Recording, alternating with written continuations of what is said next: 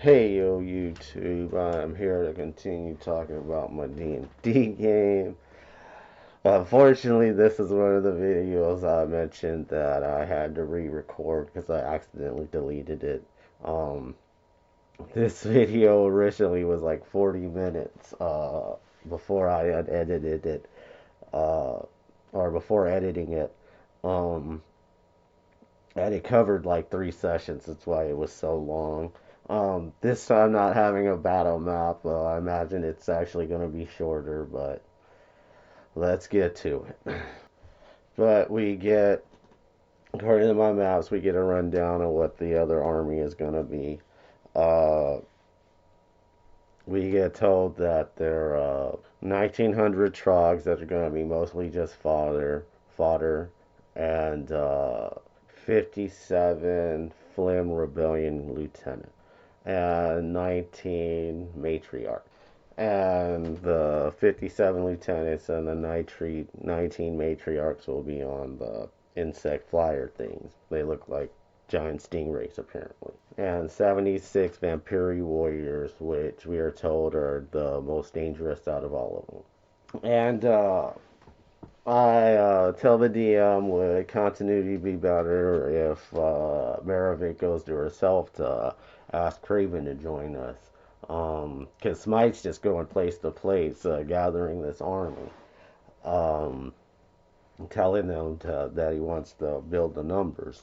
And luckily, I noticed this when I did, because I don't have much on my notes on this interaction, so I'm mostly going off of memory.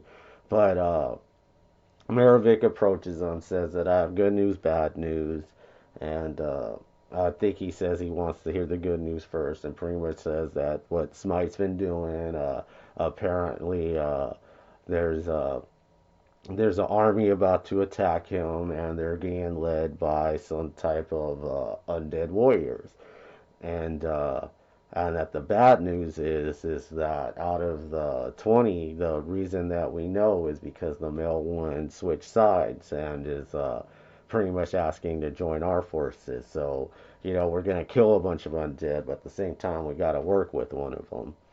Uh, and Craven kind of frowns upon it, or kind of questions it a little bit. But the opportunity to kill the other undead, he can't look past. And he's like, so what? You just need the Titans. And before Maravik left, like Smite made sure to tell her that to make sure that Craven brings his undead warriors, because Craven has allies with a bunch of gypsies and stuff, which specialize on undead killing. And she's like, no, he specifically wants that. Um, and like Craven asked, why didn't Smite come and ask me this himself? He says, he's busy building up the rest of the army.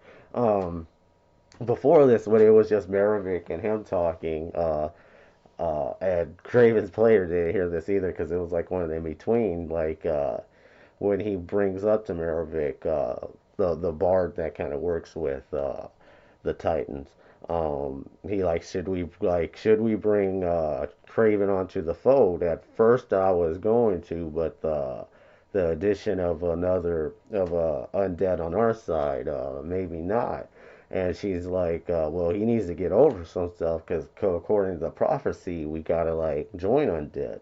And Smite ends up saying that he doesn't think he has that great of rapport with Craven. So maybe whenever this time comes, you should take the lead. And she ends up agreeing to it. And whenever this happens, he sends her himself sends her herself. And continuity, like the timeline on these few next sessions are kind of all thrown off because like some of the things Smite does, we end up rewinding because like we're waiting to talk to the seer, and the seer that happens like just moments after we talk to the male wave Piri. Uh, so like there's a few things he does before we actually played out talking to her. Uh, but the humanoid member of the Brotherhood uh, ends up telling them all they found out was that there used to be a vampire kingdom here. But we do end up meeting the seer. Apparently, her name is Malika or something like that. Uh, and she kind of gives us a rundown of what she knows about the Vampiri. Something about how like a spear ended up here. Like this land wasn't always humanoid dominated. Like a spear opened, the Vampiri came through, and like I guess they all have like something called an egg, which is what turns them into a vampire or sustains them into a vampire, or makes them into a greater vampire. It's kind of unclear, really, now that I think about it. But eventually, like I said, at first they were all humans and stuff, but eventually the humanoids ended up taking over this area, and it ended up switching. And at some point, it switched to the gnolls, where the gnolls ended up uh, getting access to all the eggs. And like Smite ends up asking if there's a chance that there's a Vampiri somewhere in the Trolllands, and she says, as far as they know, if there is one, the Knolls don't know about it. But she does mention how like a little bit off in the Savage Land there is someone called the Dweller, and they kind of fear him. Uh, I guess he's some kind of Vampiri, but they don't know too much about him. And then like Spike ends up having this meeting with this older religious person that's friends with Joya, the Parisha priestess. Um, and I didn't put a lot of notes down on this, and it was kind of unclear.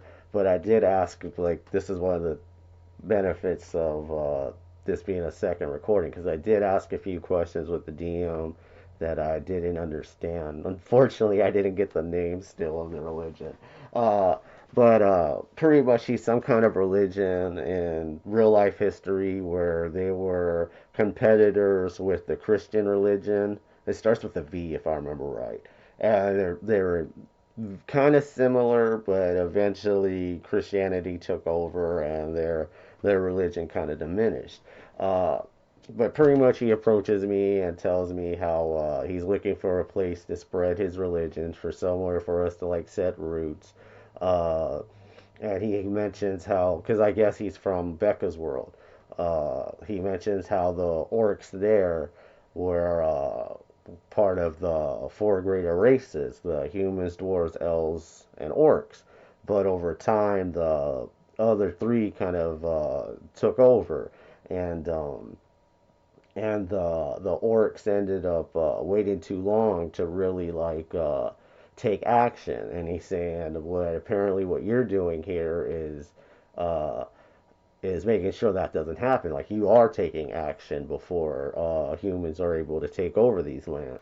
And just to sum this up real quick, because it's like Smite, Joya, the VF leader, which is like a Voth set, and this guy, and Smite ends up standing up and cutting his hand and makes a vow that R4, because like he says that the cult of many arrows in his home world is the main religion of groups, and here it is a smaller set, just like us, just like all four of us or three of y'all, and he plans on raising his set and becoming the dominant religion here.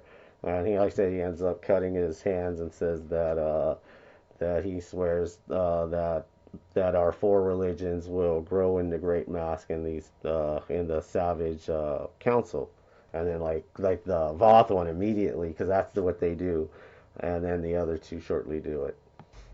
And this also, like I said, this covers like 3 sessions if I remember right. In between, uh, uh, the member of Light Watch ends up approaching Smite and kind of says that they want, and like Light Watch, if you ever watch the movie, I believe Dark Watch or Day Watch and Night Watch, it's pretty much just like that. Uh, but pretty much they tell him how they're interested in joining this council. Uh, they talk about walking the glooms and how certain races are like vampires are naturally people who could walk in the glooms, but apparently in this world not a lot of people know about it. It seems like there's no knowledge of the glooms in this world, but eventually there will be, and there are ways to take measures of someone like walking into your kingdom through the glooms, and like Smite says he wants to fortify that, and I haven't got to this in my notes yet, but I'm pretty sure this is where it gets brought up that that Becca is able to walk the glooms, and that we should how the Knolls aren't taking any precautions on a counterattack. Which when I don't know if I mentioned that that Hyde has talked to the Bugbears that he wants to do a counterattack with the Bugbears. That whenever their forces come, we go and attack their homelands, and she pretty much says that we should get a force together with Becca and go attack one of the kingdoms through the glooms, and Smite agrees. And Smite also mentions that he wants to take a test to see if he could become a member of Light Watch and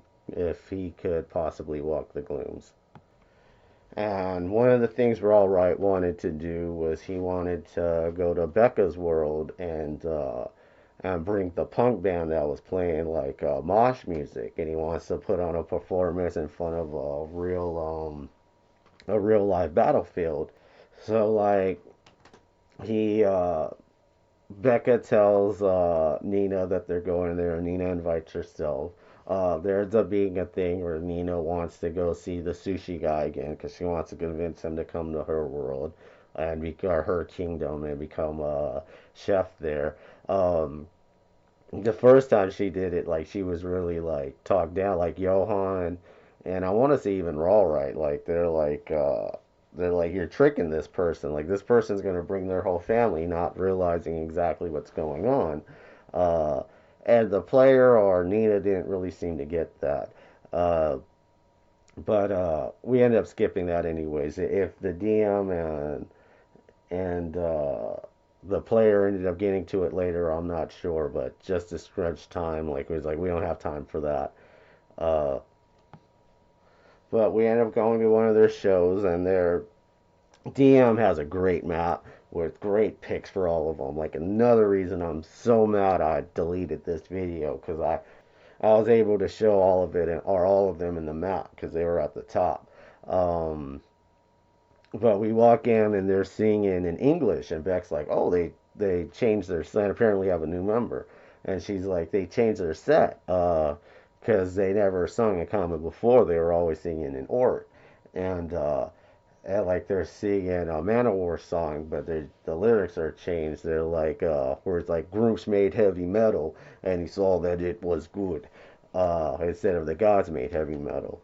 Um, and then like after the set, Beck approaches them and pretty much tells them what's going on. All of them get introduced. Lead singer's name is Boltran, female with a mohawk, Uxie, lead guitarist, and screamer. Bass guitarist in the back is Maxim. Big Beast on the drum is Zoram. And the newest member is the female Razaka. And something going off of memory that's not in my notes, like they get brought up that how a new member joined for a while and they changed their set a little bit. That's why they're singing English, and it gets brought up that they're from a different world, so they're using music from this other world. And Raw writes like I'm experienced with converting stories into from other worlds into my world. They end up showing a picture and ends up being Jade from the new campaign. So at some point, the new campaign is going to be in Beck's world and meets the band. But we tell him what's going on, and like the roadie says, like we're gonna have to do like in a desert show, pretty much. I guess he's saying they'll have to bring generators and stuff like that. Uh, and I guess then we move on to the next session where we get to the big battle. And at one point, Smite does go over to Joya and tells our goes like there is like a meeting where they go through the plan of the battle. Pretty much what his plan is was whenever we start to see their armies approach, the Targs, the Trogs, the Targs, the Trogs will have warg riders, and the warg riders will lead them into tunnels, and the goblins, because goblins are able to get spots in underground that most creatures can't, so they'll lead them into spots, and that there'll be a priestess. There's one thing I left out was that apparently all the troglodytes are under the thrall of a vampire, so we'll lead them into a spot and we'll try to do break enchantment on them. And like he gets said, like after apparently they have to, the vampires have to recasting the spell like every 16 days. So after the vampires die, in 6 days the enchantment will end anyways. So like Smidens was saying, so technically all we have to do is keep them alive for 16 days and they should break it. And he says like on the surface he wants from there like orcs take over the chase with members of the VFW scattered amongst them, kind of making it look like they're just a group of low orcs and stuff like that. And that group will lead them to the main force where we're going to have the heavy infantry, and then eventually the sides will come in, uh, and missile weapons once when we see the air forces, and then also sending gargoyles. But we start the battle, and the DM tells us that we do see a group of troglodytes approaching us. They do seem like a lot of them's been split off, and they just been running through trucks. Because yeah, I say I wanted to set a lot of goblin traps. Or initially I said goblin traps, then we found out they were enthralled and wanted to convert them. But like yeah, the VFW was or the VF were supposed to cut down the ones that didn't follow, but so we see them approaching, and they're just mindless. Like I asked, like, do they seem surprised? Like, of course they don't seem surprised that that that we're not just regular orcs, because that's what they think.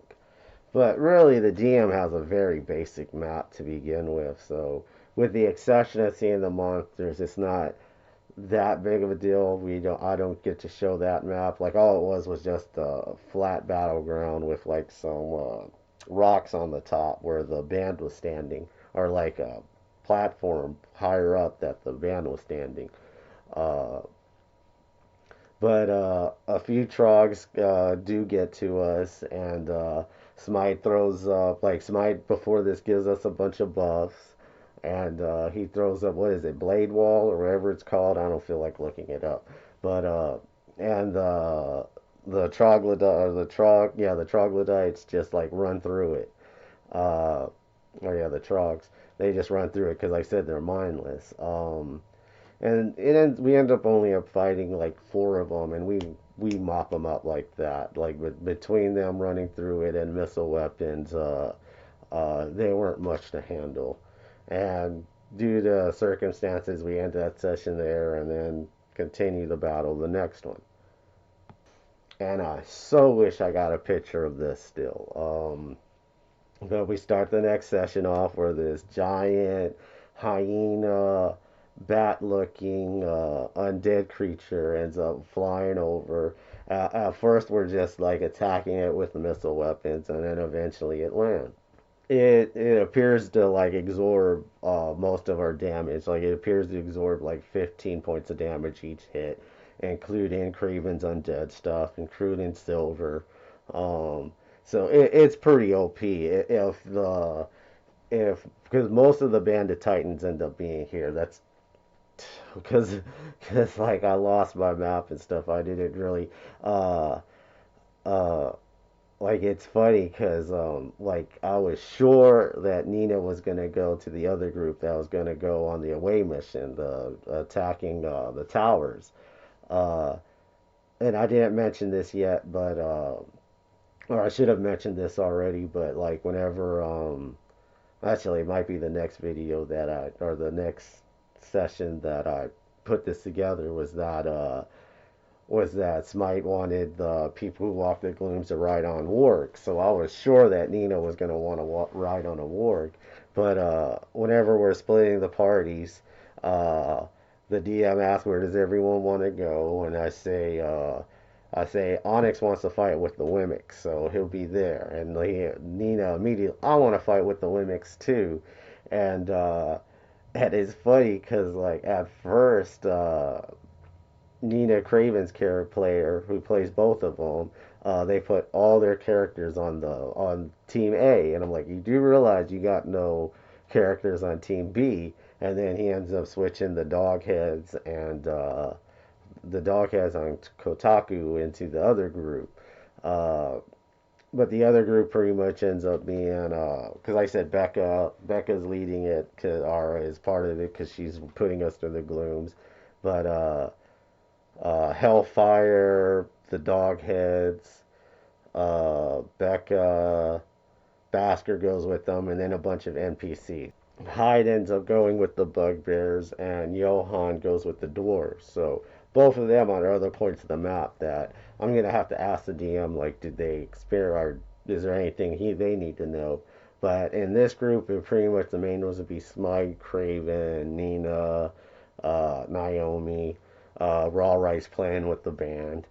Um, so pretty much the heavy hitters are here. Truth be told, most of the characters are in epic level are in this group. So when we have to fight against the warrior, for the most part, we're able to handle it. Even though they're hitting us pretty hard. They're taking most of our or a good chunk of our damage. But but this group's pretty OP, so they could handle it. Some things I do remember is that it ends up like sticking its tail out and wrapping Naomi, and ends up like pumping blood from her, and like is like healing herself. Eventually, Raw Right runs out and ends up touching her and does Dimension Door and teleports back to where the band is. Um, I know Smite ends up getting the kill on the warrior. Pretty much, I say I hit it with the combo and then crush its heart. And then after that, the stingrays with the hyenas or the gnolls on riding them come up. Uh, I told the DM that we ate Heroes Feast and like we were adding the bus and stuff like that.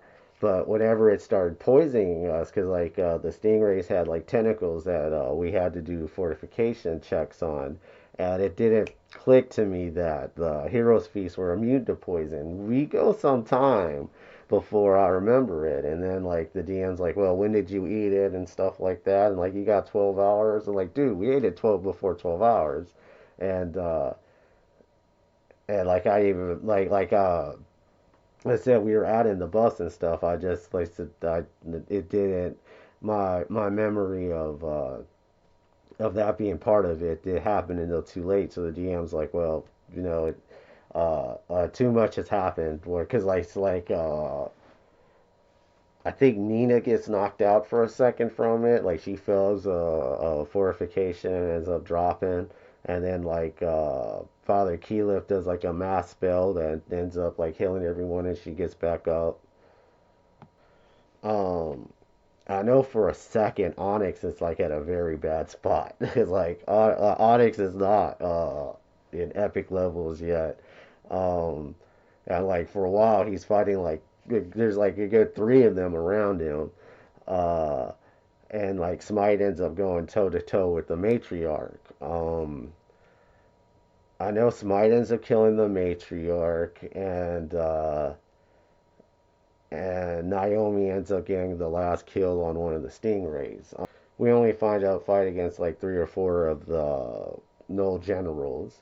Um, and that's where I end up wrapping it up. This video ended up being way shorter than the last recording, which I don't know if it's a good thing or bad thing. Uh, I couldn't even tell you which. With the map, the other one was better because I know I was more detailed with telling you because like my notes were nothing when it came to the fight. Like I do know at one point, Rawright does mirror image on himself because like one of the way peers end up coming close to him, and Rawright never tries to get hit, so he immediately did that. Uh, and I don't remember how Naomi does the how you want to do this. I think she just throws her damn size at him and kills him. And like I asked the DM, like, do we see the male null or anything like that? And he says, like, well, we'll get into all that whenever we finish what the B team does. Um, I guess I'm gonna record that right now after this. So you want to see that? Check it out. You want to know everything that's going on? Watch all my videos and check you later.